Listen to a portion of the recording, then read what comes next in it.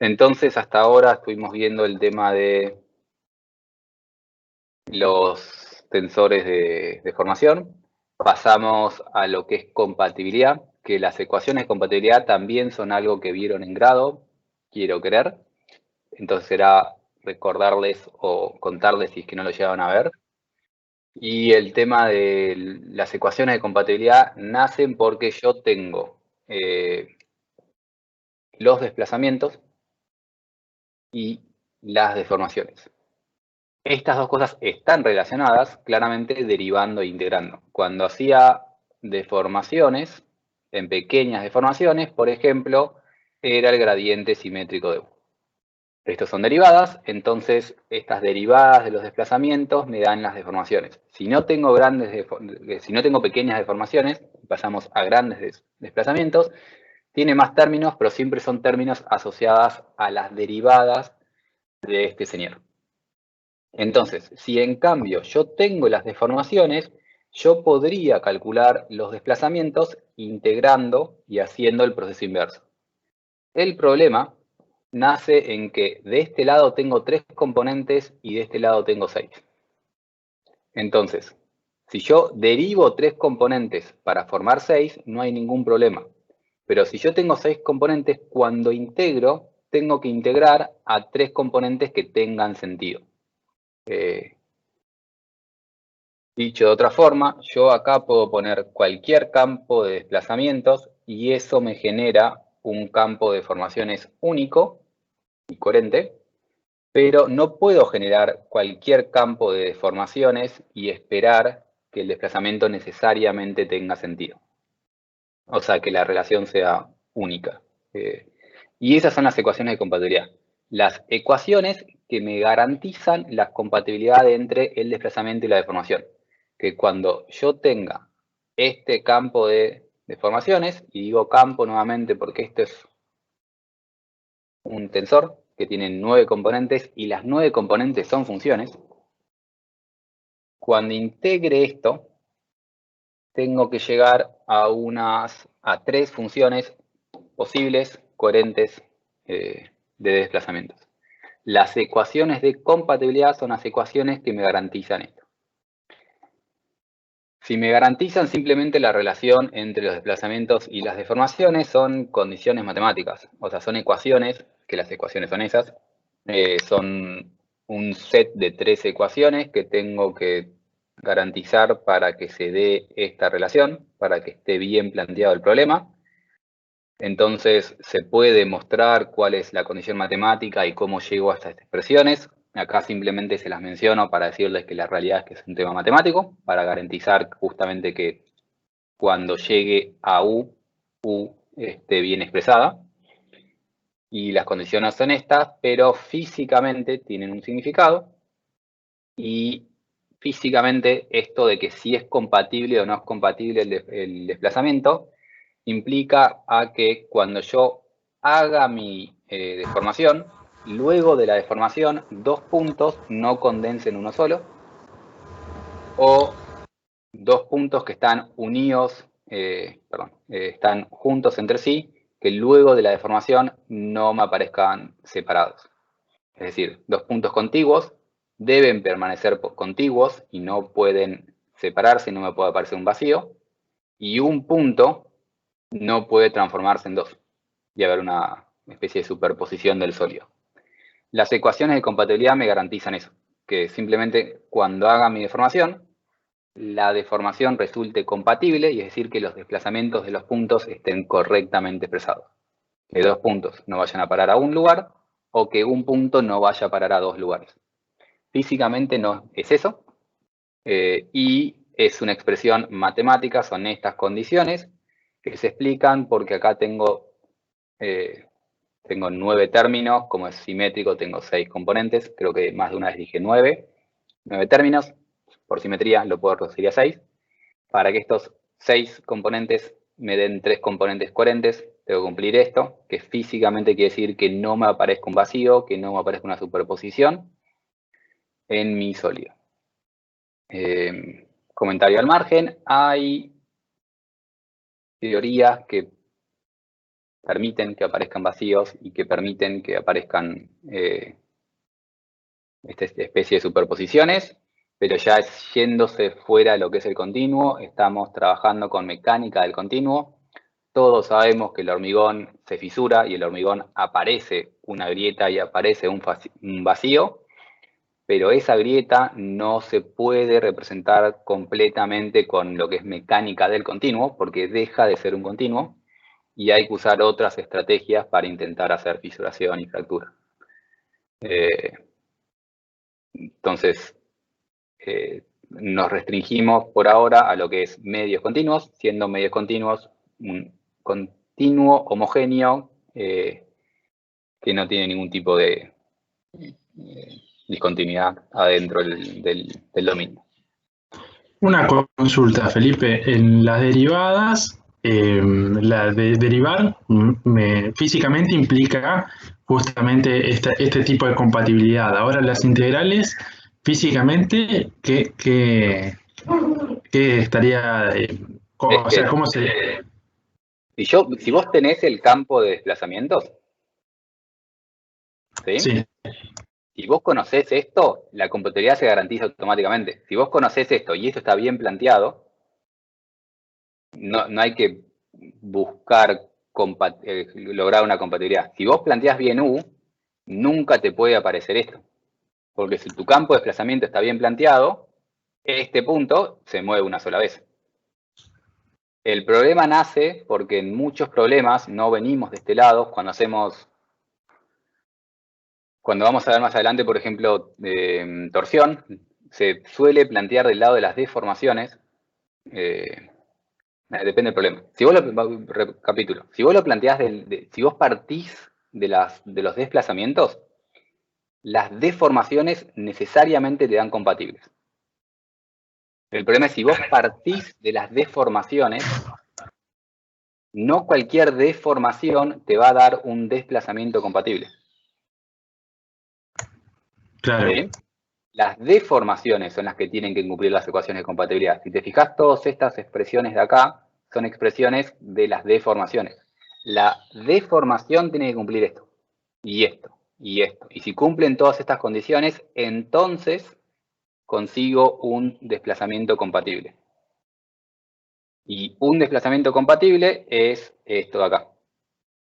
Si yo planteo estas deformaciones, llego a esto. ¿Sí? Sí, ahí lo entendí bien. Entonces, cuando veamos más adelante, en el caso de torsión, si la teoría va a arrancar de U, voy a decir que como planteo, basándome en los desplazamientos, no tengo que garantizar compatibilidad o la compatibilidad se garantiza automáticamente. Si la teoría parte de deformaciones, voy a tener que agregarle las ecuaciones de compatibilidad. ¿Sí? Bien. Gracias por que hice una mejor explicación. Y lo vamos a ver, justamente creo que era torsión. Vamos a ver un poco del tema de torsión de Saint-Venant y estas cuestiones. Y justamente si yo salgo de acá, no voy a tener que hacer nada. Si salgo de acá, voy a tener que agregarle ecuaciones para garantizar compatibilidad. Y esto es de la cinemática, relación entre desplazamientos y deformaciones. Y estas expresiones que están abajo es la condición, son las condiciones matemáticas para cumplir compatibilidad de cinemática para pequeñas deformaciones. Agregar en el título después, estamos en pequeñas deformaciones para esta expresión que está acá abajo. Que puede llegar a otras, pero bueno, en pequeñas deformaciones queda como acá abajo.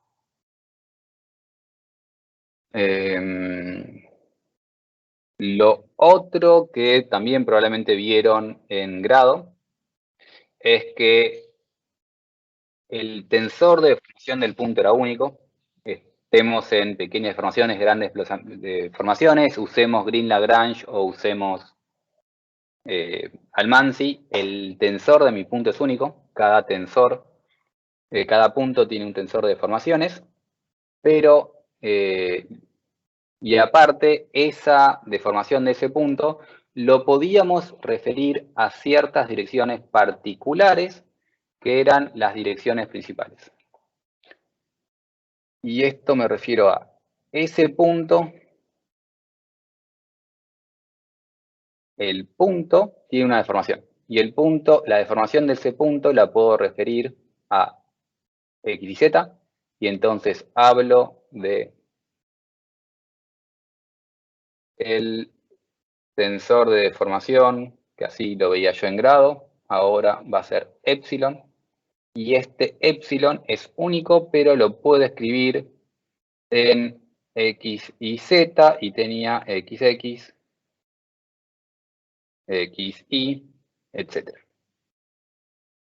Así como lo puedo referir a X y Z, lo puedo referir a otro sistema coordenado, W, y el tensor va a ser el mismo, pero las componentes van a estar cambiando. Esto lo vimos la semana pasada. El tensor físicamente es el mismo, las componentes van a estar cambiando. Entonces puedo elegir otro set de coordenadas, y hay un set coordenado particular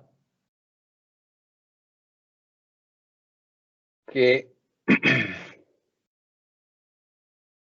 es la base principal o las direcciones principales, y cuando refiero mi tensor de deformaciones en la base principal, no tengo deformaciones transversales asociadas. Y esto lo vieron en grado, así que recordemos cómo era el tema este. Nosotros dijimos hace un rato que tenemos la manera de definir deformaciones. Tengo un vector inicial, que es este vector de acá. Inicialmente el diferencial o la dirección n tiene esta longitud y esta dirección, y luego de la deformación tiene esta longitud y esta deformación. Cuando estamos en grandes deformaciones es que nos entra la duda de a qué llamamos cambio de longitud. Estrictamente hablando, el cambio de longitud es la diferencia entre eso y esto. Estrictamente hablando, el cambio de longitud es eso, pero cuando nos metemos en el mundo de las pequeñas deformaciones, esa longitud se puede aproximar a esa longitud. Y entonces, el cambio de longitud de la fibra la medimos en la dirección inicial de la fibra. Y llamamos deformación longitudinal a cuánto cambia en la dirección de la fibra. La diferencia entre esta distancia final y esta distancia inicial. Deformación, esto se llama deformación longitudinal, y deformación transversal es la deformación en el resto de las direcciones. Como el dibujo es 2D, me quedó perpendicular para arriba. Si esto fuese espacial, la deformación transversal puede tener componente en las otras direcciones, pero es el resto, básicamente. La deformación longitudinal es cuánto se deforma en su dirección, y la transversal es cuánto se deforma perpendicular a su dirección. La suma de estas dos cosas me da la deformación total que sufre la fibra, que es epsilon n. Y la manera de calcular la deformación total era multiplicar el vector deformación, perdón, el tensor de deformaciones por la normal, la dirección del plano. Esto es simplemente recordando lo que vieron en grado. Si yo tengo el tensor y al tensor lo multiplico por la normal, me da la deformación que tiene esa dirección. Esta deformación tiene entonces una componente en la dirección de la fibra, y la componente en la dirección de la fibra la calculo justamente proyectando a la deformación total en la dirección de la fibra, y proyectar es hacer vector, producto escalar, dirección, y calculo la componente en la dirección. Esto me sale como un escalar. Ese escalar, si lo vuelvo a multiplicar por la dirección, me da el vector. Y como dijimos que la componente transversal es el resto, la componente transversal se calcula como la deformación total menos la deformación longitudinal, todo como vectores. No sé si fui medio rápido, pero esto asumí que lo vieron en grado. Tal vez el error es asumir, probablemente lo vieron en grado, pero tal vez el error es que lo vieron hace 30 años. Bueno, no 30, pero 15. ¿Esto me siguen? ¿Es obvio? Entonces, Sí, componente transversal, sí. componente longitudinal, la componente total. La dirección principal se definía cuando no había componente transversal o cuando la componente longitudinal es igual a la total. Decir que epsilon transversal es igual a 0, estas dos cosas son iguales. Se siente como 30 años. Ok.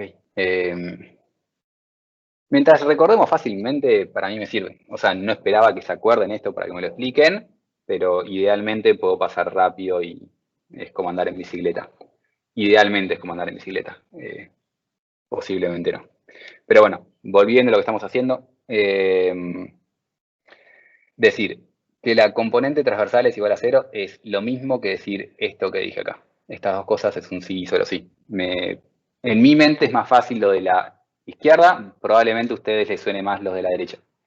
Decir que no hay componente transversal. Pero bueno, si la deformación tiene dirección, si la deformación total es únicamente en dirección de la fibra, esa es una deformación principal. Una deformación principal es nuevamente una dirección que, si eso es la fibra antes de deformarse, luego de deformarse se puede alargar o se puede achicar, pero se alarga o se achica únicamente en su dirección. Si así es como definimos dirección principal, entonces, como vemos ahí arriba, epsilon n, la deformación total, era la deformación por la dirección. La deformación total es la deformación por la dirección. La deformación longitudinal como vector es este escalar por su dirección, y este escalar no es más que esto. Pero bueno, nos quedamos con escalar. Tenemos entonces que una dirección principal es cuando se cumple esto. Cuando el tensor por la dirección es igual a un escalar por una dirección. Y esto es lo que vimos hace 2 semanas como un problema de autovectores y autovalores. Cuando el tensor por la dirección es igual al escalar por la dirección. Es un problema de autovectores y autovalores y llamamos n al autovector y ahora vamos a llamar dirección principal. Y llamábamos al escalar el autovalor y ahora lo voy a llamar deformación principal. Creo que lo dije antes mezclado. El autovector es la dirección o coordenada principal. El autovalor es la deformación y es un escalar. Entonces, deformaciones principales y direcciones principales, que es un problema de autovectores y autovalores. Y no lo vuelvo a poner en esta diapositiva porque lo vimos antes. Si tenemos dos autovectores, si tenemos dos autovalores repetidos, esos forman un plano, eso forma un subespacio, y es decir que tenemos infinitas direcciones principales. Si son los tres distintos, forman una base y son únicos. Y esas propiedades que vimos anteriormente. Simplemente nos referimos a la semana pasada. En este momento es simplemente para recordarlo qué son, después lo vamos a utilizar un poco más. Pero bueno, las deformaciones principales, entonces, cuando no tengo componente transversal o cuando la deformación ocurre únicamente en la dirección de esa fibra. ¿Alguna pregunta de deformaciones principales? Bien. Por ahora Lo no. otro, Buenísimo. Lo otro que probablemente vieron en grado era lo que era el tema de cambio de volumen y cambio de forma.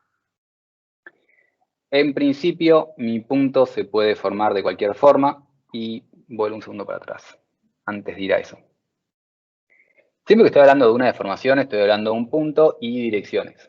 La realidad es que el punto no tiene volumen, es un punto. O sea, tiene un volumen igual a un diferencial, al igual que tiene una longitud diferencial. No es un volumen propiamente dicho.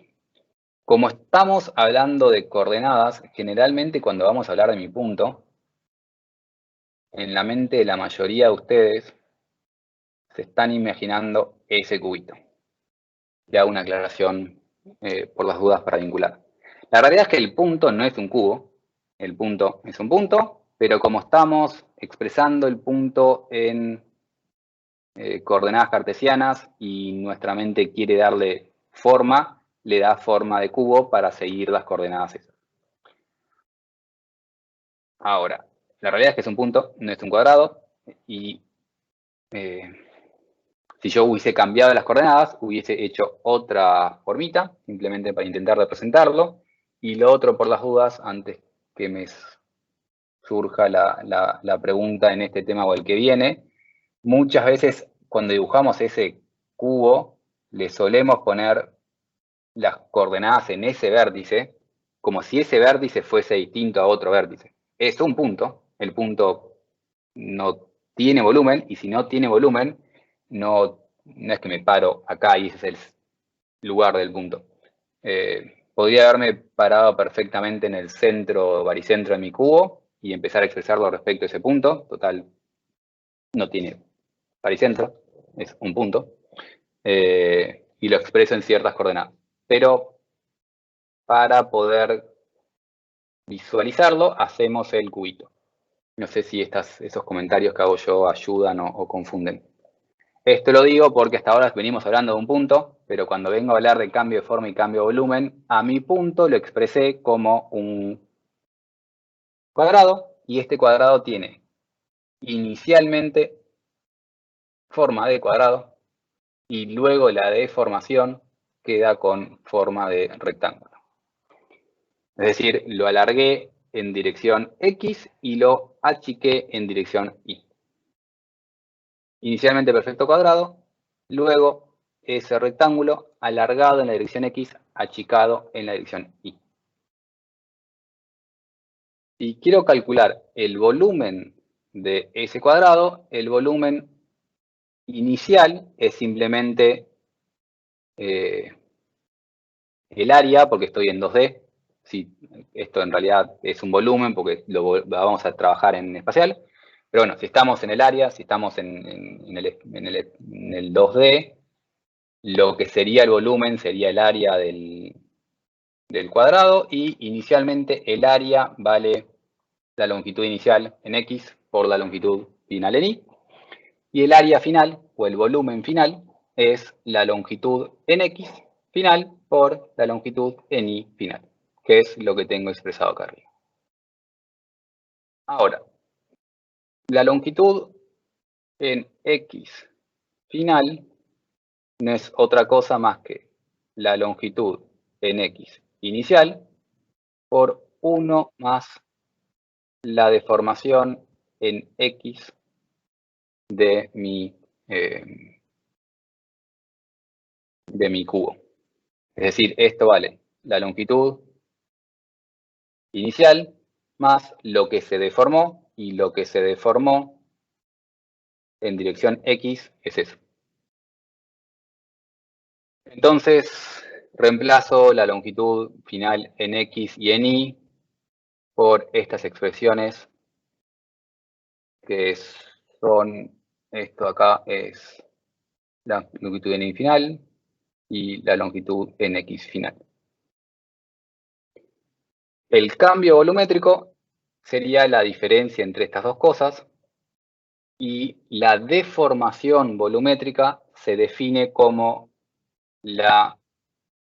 el volumen final menos el volumen inicial dividido el volumen inicial. Entonces, Borro eso y tenemos que la deformación volumétrica se define como cuánto cambia su volumen dividido su volumen inicial, es decir, final menos inicial dividido inicial, y haciendo cuentas llegamos a esta expresión de acá.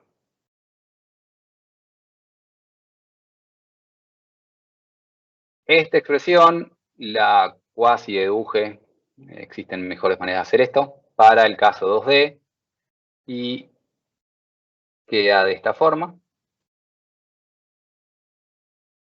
que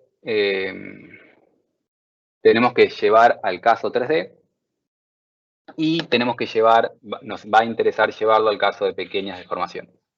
Entonces, si esto lo llevamos al caso 3D, simplemente es cuestión de agregar los términos asociados al Z. Con la simplificación, que si estamos en pequeñas deformaciones, quiere decir que epsilon es muy chiquito.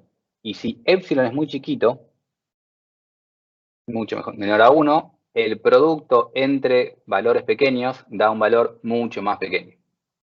Y entonces, en pequeñas deformaciones, vamos a despreciar ese término. Si estamos en grandes deformaciones, no podríamos hacer eso, pero en pequeñas deformaciones sí despreciamos esos términos y expresamos a el cambio volumétrico como simplemente la suma en dirección X y en dirección Y.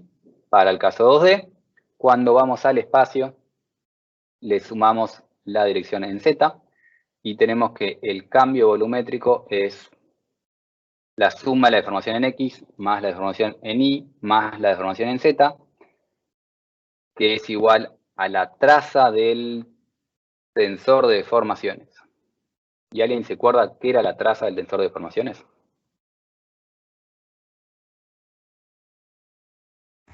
Uno de los invariantes. La suma de la diagonal. La suma de la diagonal y era el primer invariante.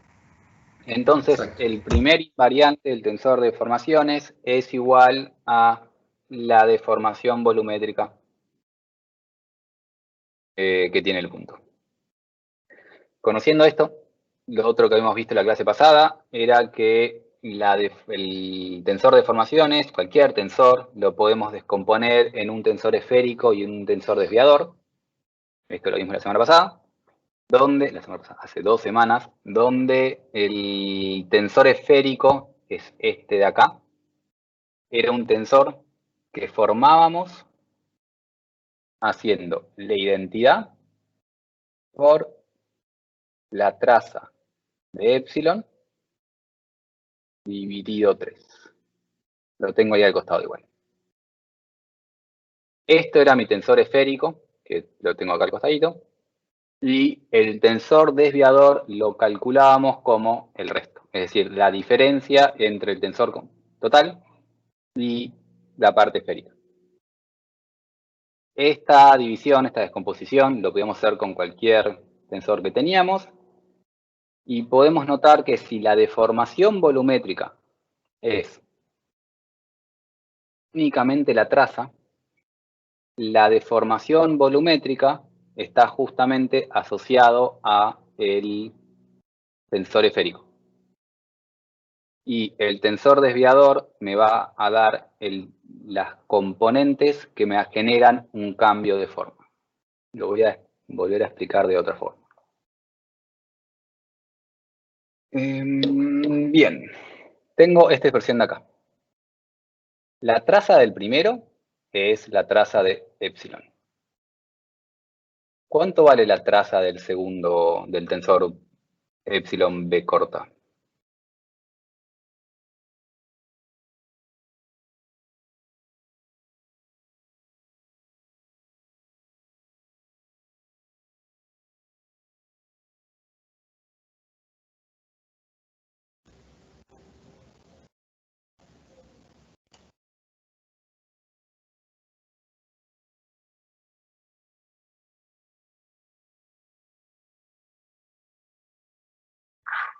Puede ser que lo mismo. Creo que alguien me habló, pero se escucha muy, muy bajito.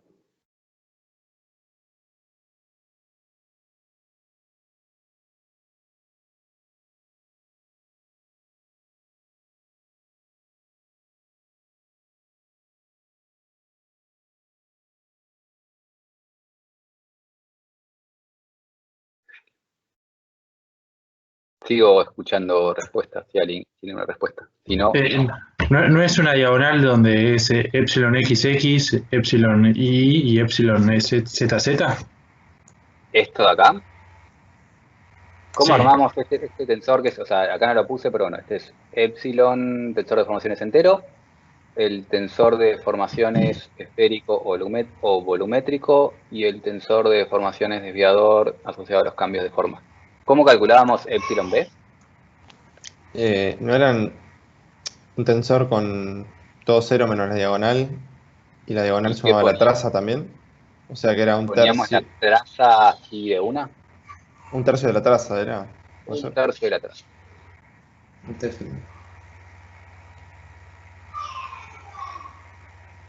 Dividido 3, un tercio de la traza. Podría haber ahorrado un poco de tiempo y escrito primera invariante. Pero bueno, un tercio de la traza. Entonces, ¿cuánto vale la traza de ese tensor? Al igual. Lo mismo que la ¿Cuál es del la tensor traza? original. Lo mismo que la traza original.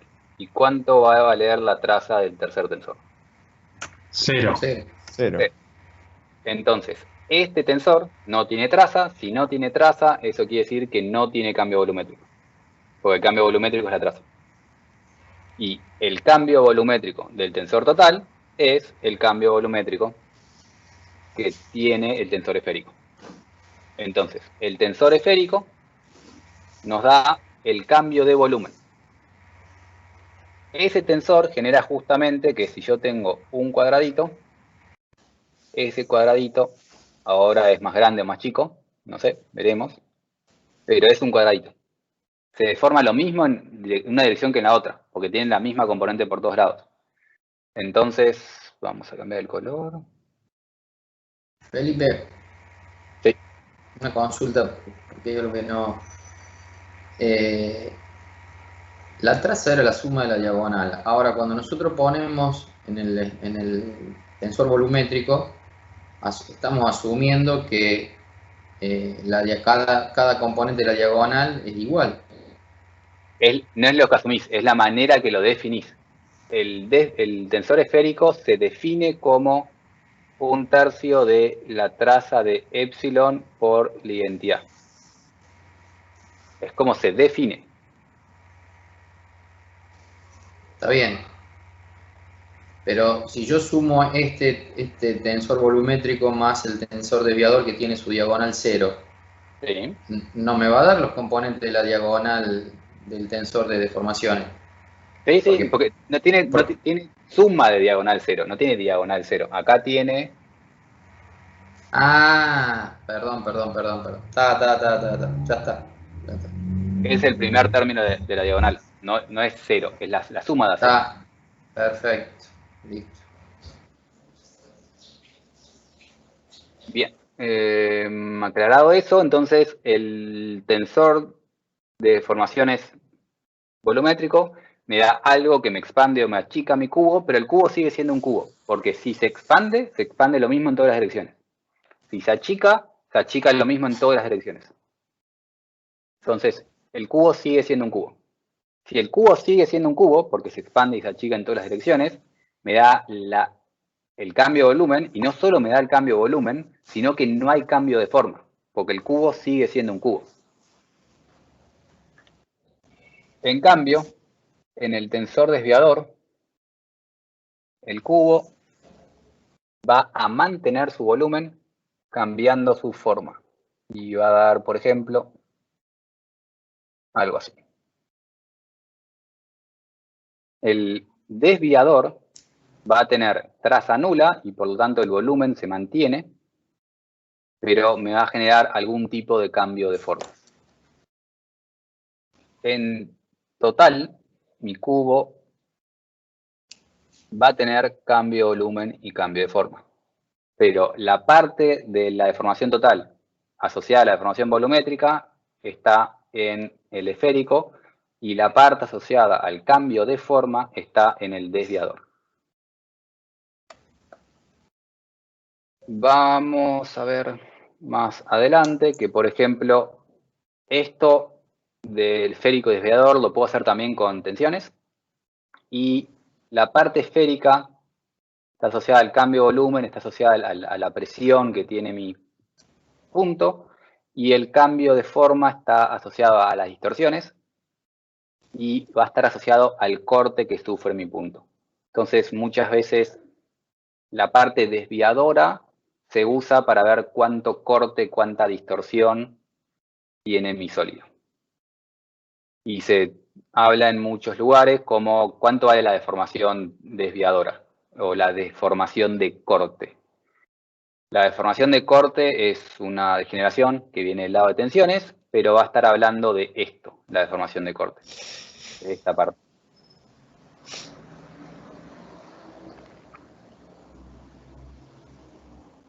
Acabo de darme cuenta que dije, viene una deformación que viene de tensiones, creo que palabra poco feliz o chiste medio raro. Pero bueno, ¿se entendió esto? Sí, sonó raro lo de la degeneración de... Degeneración, a mí me encanta la palabra degeneración. Sí, es que la gente piensa en algo degenerado y Perdón, piensa que... yo me reí, pero porque me hizo gracia cómo lo dijiste, pero está bien, es cierto. Igual me pasa... Es como mezclar conceptos, pero está bien, sí. En lo que es elementos finitos, lo que estoy dando ahora es todo sólido. Cuando vas a la barra se conoce como un elemento degenerado. Porque ya deja de ser un sólido. Y no es que la barra es un elemento vulgar, sino que degeneraste la generalidad en una cosa particular que es una barra. Esto de mezclar tensiones y deformaciones se puede hacer, pero no es muy feliz. Uso la palabra degeneración y a veces la gente me mira un poco raro. Pero bueno, cambio de volumen y cambio de forma, parte esférica y parte desviadora.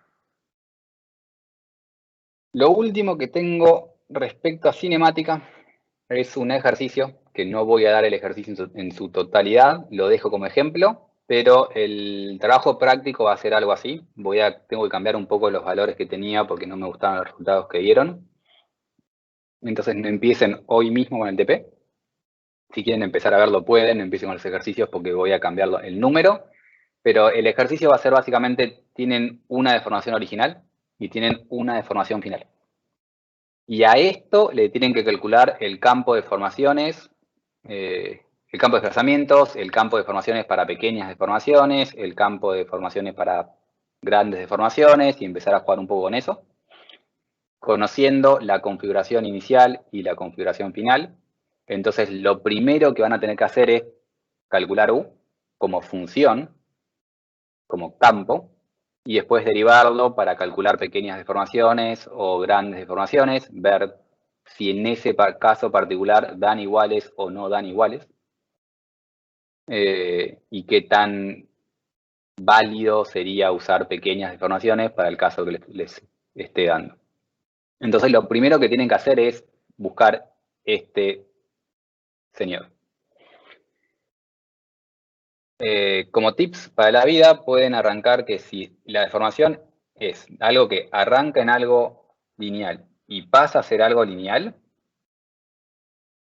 este señor es claramente un polinomio. Un polinomio quiere decir que va a tener pinta de b más, no sé por qué empecé con b, a más b por x más c por y más b por x. Y va a tener una expresión de ese estilo el polinomio. Y la manera de ver cuánto vale A, cuánto vale B, cuánto vale C y cuánto vale D es ver cuánto es el cambio de posición de los puntos. El cambio, estoy calculando desplazamientos. O sea, no tengo que ver cuánto vale la posición, sino cuánto vale el cambio entre 2,6 y lo que arrancó siendo 1. Es decir, cuando yo a U de x, y le ponga en particular 1,1, ¿cuánto me tiene que dar el desplazamiento de este punto?